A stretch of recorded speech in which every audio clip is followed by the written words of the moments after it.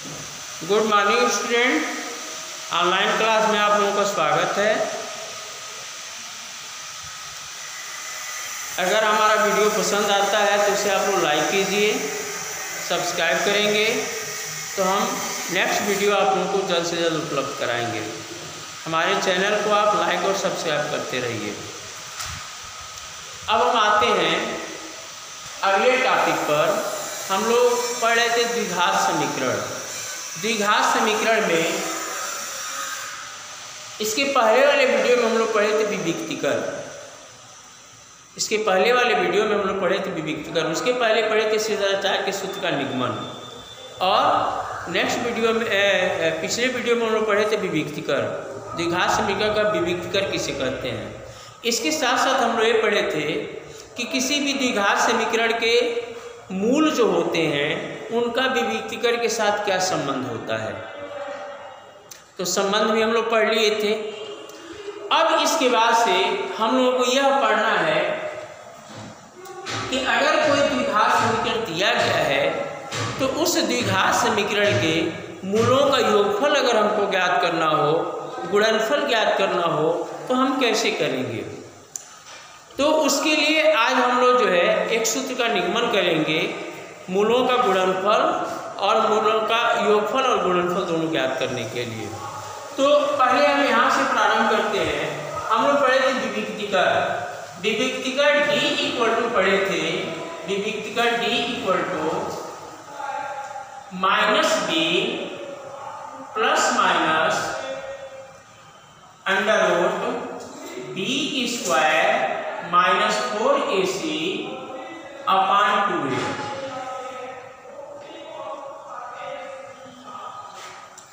जब हम लोग उसके आगे पढ़े थे विविक्तीकरण और मूलों के बीच में संबंध, तो हम ये पढ़े थे कि अगर जो है विविक्तीकरण, यदि विविक्तीकरण जो है का मान 0 से बड़ा प्राप्त होता है, यदि विविक्तीकरण D का मान 0 से बड़ा अर्थात D ग्रेटर देन 0 प्राप्त होता है तो उस द्विघात समीकरण के दो वास्तविक मूल प्राप्त होते हैं। तो द्विघात समीकरण के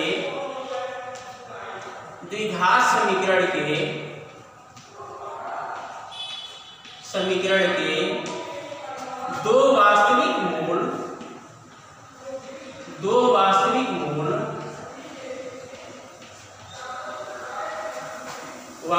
मूल अल्फा और बीटा प्राप्त होते हैं। अल्फा और बीटा प्राप्त होते हैं जहां अल्फा इक्वल टू हम लोग पढ़े थे -b plus √d upon 2a, तथा बीटा इक्वल टू पढ़े थे सेकेंड मूल beta equal to -b -√d upon 2a। अब इसके बाद से अगर इन दोनों मूलों का योगफल हमको ज्ञात करना हो, ये जो दो मूल है अल्फा और बीटा, अगर इन दोनों मूलों का योगफल ज्ञात करना हो तो उसके लिए जो है हम लोगों को क्या फार्मूला प्राप्त होगा, उस फार्मूले को हम कैसे प्राप्त करेंगे आगे हम लोगों को ये समझना है। तो यहाँ पर मूलों का योगफल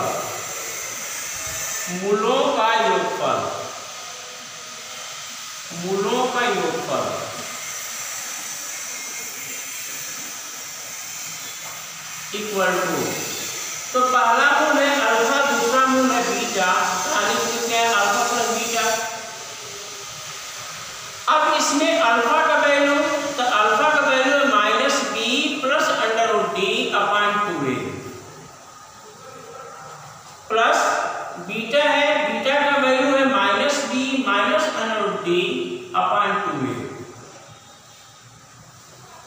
हर बराबर है, तो जब हर बराबर है तो अंश में अंश हमको जोड़ देना है।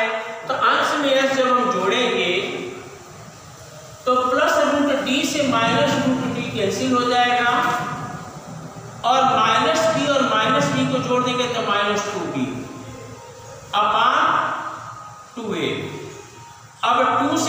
कैंसिल हो जाएगा तो ये प्राप्त हो जाएगा माइनस बी अपान ए।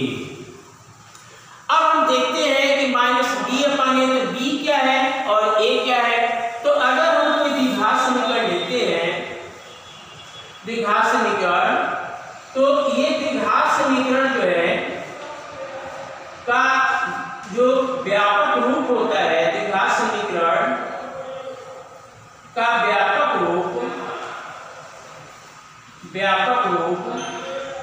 ये होता है A X square plus B X plus C equal to 0।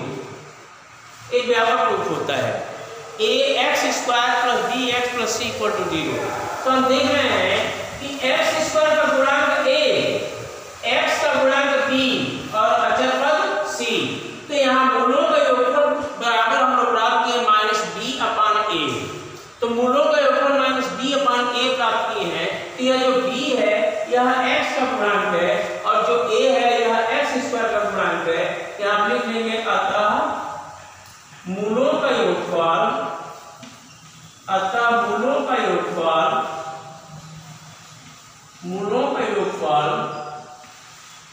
Equal to minus B, X का गुणांक बी, यहाँ लिखेंगे एक्स का गुणांक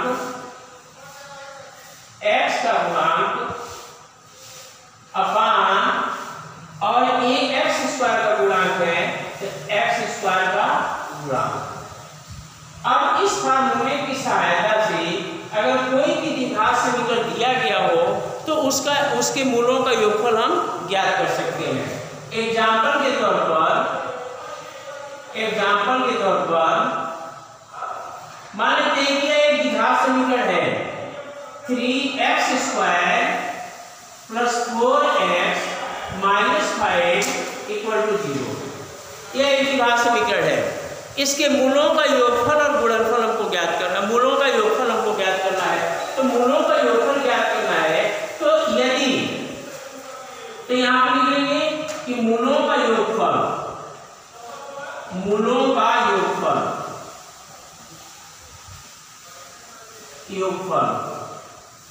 इक्वल टू, तो माइनस एक्स का गुणांक अपान एक्स स्क्वायर का गुणांक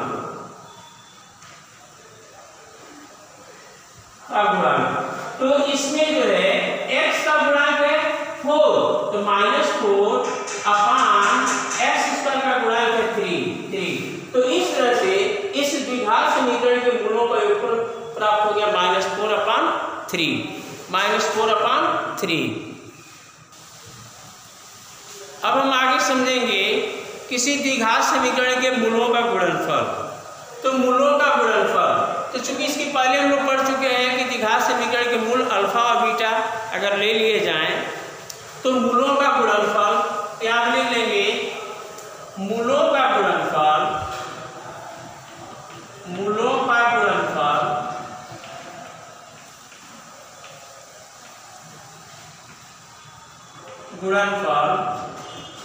इक्वल टू हो जाएगा अल्फा इंटू बीटा। अब अल्फा का वैल्यू, तो अल्फा का वैल्यू होता है minus B plus under root T upon 2a into beta का value minus B minus under root T upon 2a।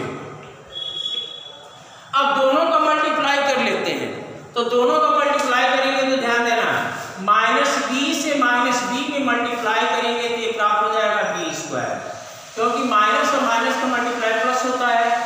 Minus B का multiply root plus root D में करेंगे तो प्राप्त हो जाएगा माइनस बी रूट डी।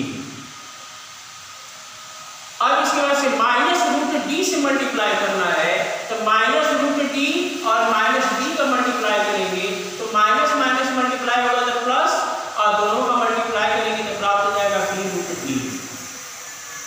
और माइनस रूट डी और प्लस रूट डी का मल्टीप्लाई करेंगे तो माइनस और प्लस का मल्टीप्लाई माइनस होता है, और जब इन दोनों का मल्टीप्लाई करेंगे तो डी जो है रूट से बाहर आ जाएगा, कड़ी से बाहर आ जाएगा अपान, और इन दोनों का आपस में मल्टीप्लाई कर देंगे तो प्राप्त हो जाएगा 4a स्क्वायर।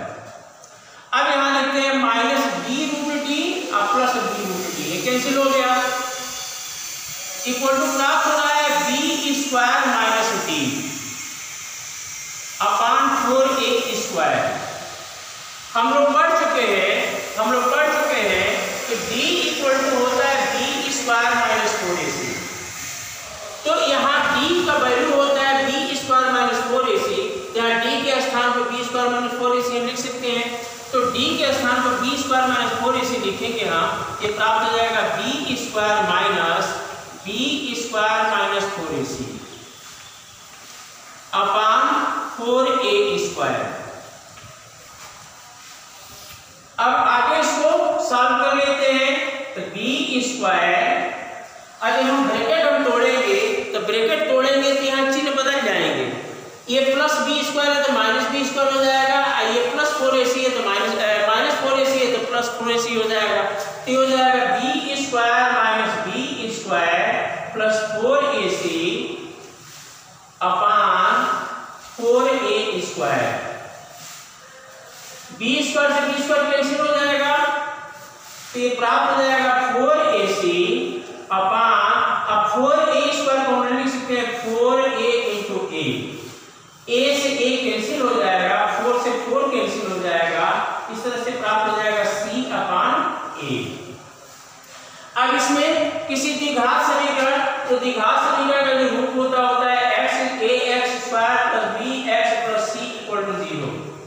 तो यहाँ से अगर हम देखें तो c द्विघात समीकरण का अचर पद होता है और a x स्क्वायर का गुणांक है, तो यहाँ हम लिख लेंगे अतः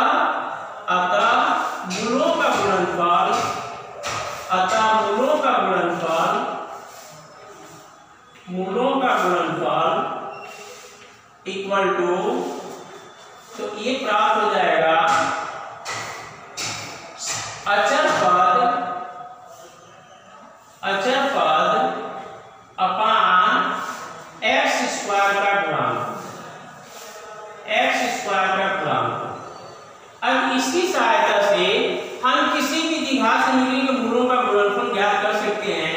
तो जैसे एक एग्जांपल हम दे रहे हैं, यहाँ पर एक एग्जांपल मान लेते दिया है 3x square minus 4x minus 8 equal to 0।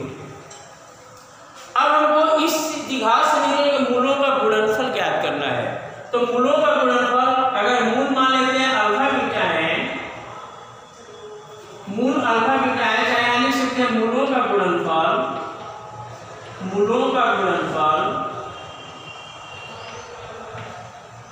Equal to,